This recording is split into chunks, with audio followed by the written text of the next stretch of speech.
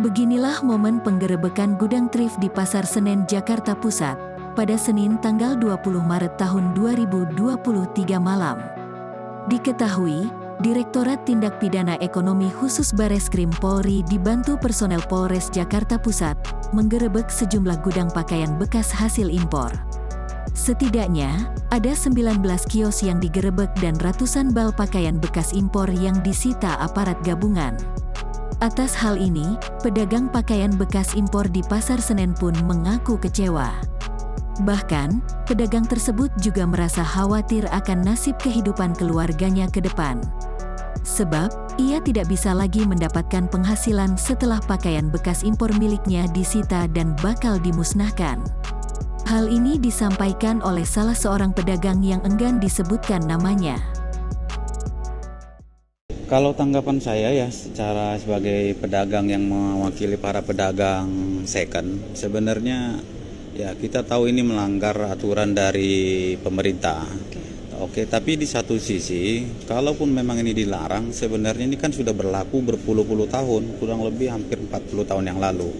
Jadi kalau mau jujur, ini sebenarnya dilarang, kenapa rame-rame baru sekarang? Terus kalau misalkan ini dilarang sekarang, solusi pemerintah untuk kami-kami ini yang bergantung hidup di pakaian second ini apa? Apakah dengan hanya penggerebekan atau razia begini selesai permasalahan? Terus anak istri yang di rumah sana itu harus mau dikasih makan apa? Kan kurang lebih begitu. Jadi pemerintah itu jangan mengambil kebijakan, tapi tidak ada solusi. Jadi yang kita harapkan itu adalah solusi dari pemerintah. Kalau Bapak sebagai pedagang ini merasa jadi korban nggak sih dari adanya penggerbekan ini? Oh ya korban, ini? Jelas kita korban. Kenapa korban? Kita kan ambil barang ini kita bayar, sewa kita bayar, semua kita bayar. Berapa tuh Pak biaya sewanya? Terus tiba-tiba diambil sama pihak yang berwajib, dimusnahkan, dibakar.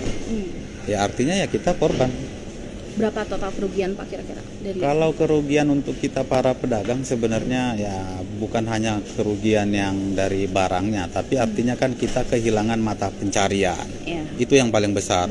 Jadi kalau sekarang kita punya anak istri di rumah terus kita nggak bisa kasih makan, tidak bisa kasih biaya sekolah, nah itu kerugiannya. Artinya kan kerugian itu tidak terhitung nilainya. Nah itu. Lebih lanjut, pedagang itu ingin pemerintah menawarkan solusi agar para pedagang pakaian bekas impor tidak menjadi korban. Sebab, mereka merasa sangat dirugikan lantaran telah membayar pakaian bekas impor dalam jumlah yang banyak, hingga menyewa kios sebagai lapak jualannya. Sebagai informasi, gudang yang diduga menyimpan pakaian bekas impor ilegal itu terletak di lantai 3 Pasar Senen. Saat ini, gudang itu tampak tertutup rolling door dan diberi garis polisi.